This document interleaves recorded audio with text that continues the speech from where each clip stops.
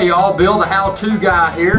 Feel free to subscribe at youtube.com/Bill the How-To Guy because Bill will show you how to.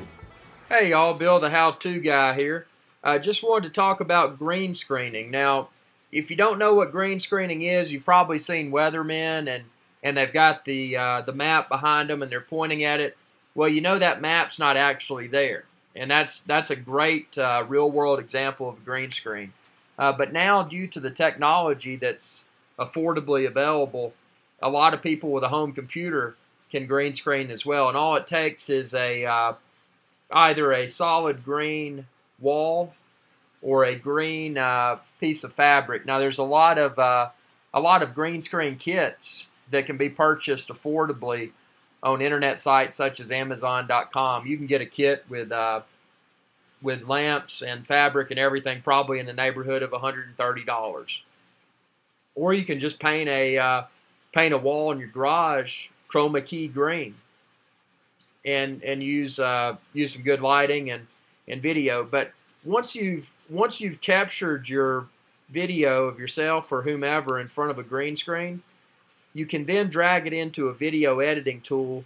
Now, I personally prefer Final Cut Pro 10, and that's what I'm running here on my Mac is Final Cut Pro 10.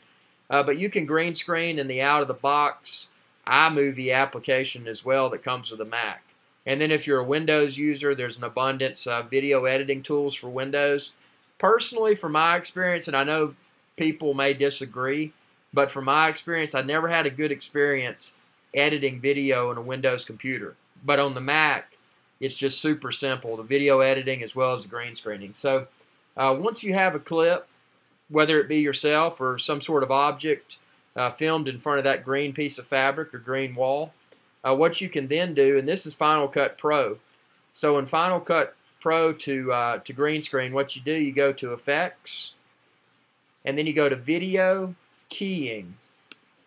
And once you're there, you go to Keyer. Drag your keyer on top of your video with you or whatever subject in front of a green screen, and you can see now that the green has turned to black. Now, you can see some artifacts in there, and that's because, and by artifacts I mean little dots and whatnot, it's not a solid black. That has to do with the camera that I filmed this particular clip with.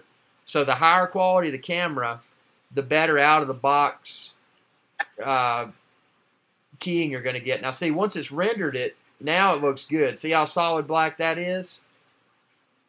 But if I go over here to where it hasn't rendered yet, you can still see the artifacts. And that's based upon this orange line here in Final Cut Pro 10.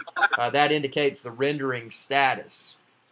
So if you go to where it's been rendered, you can see that's a pretty good black. There's still some artifacts off to the subject's left shoulder. That subject is me, by the way. So now let's have some fun. Let's actually chroma key in a background. So I've got this picture here I made in Bermuda.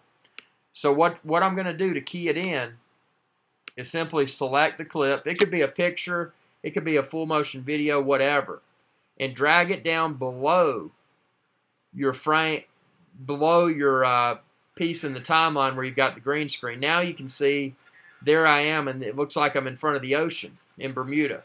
Now, if you want to expand that throughout your entire clip, you can. Just drag the picture or video and drag it all the way over to the end within your timeline to match up. And the one thing I like about Final Cut Pro 10, watch when I match it up. Boom. Well, I didn't quite get it. Now it's matched up perfectly. So it's super simple, and you could have multiple backgrounds. If I wanted to make a different picture here, wherever, I could do it.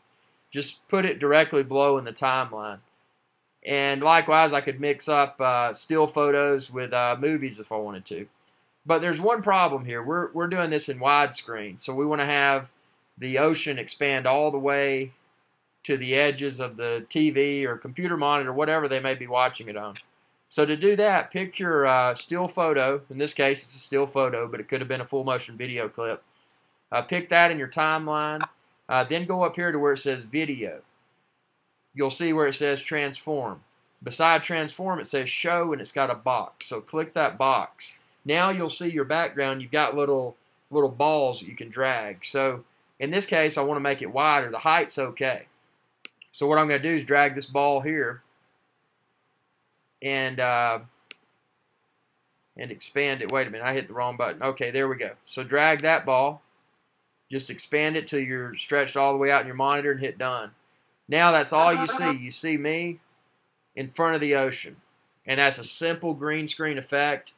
And like I said, to make it perfect to where you can't even tell this in front of a green screen, the higher quality of the camera is important.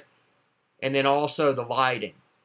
Because if you've got shadows and whatnot, and maybe inconsistencies in the fabric, maybe your fabric's kind of wadded up and it creates shadow on itself, that can create a less crisp looking background. But I mean, for the most part, unless you're a video professional, you can create stuff that most people wouldn't be able to see with their naked eye. So that's all I got for this tutorial.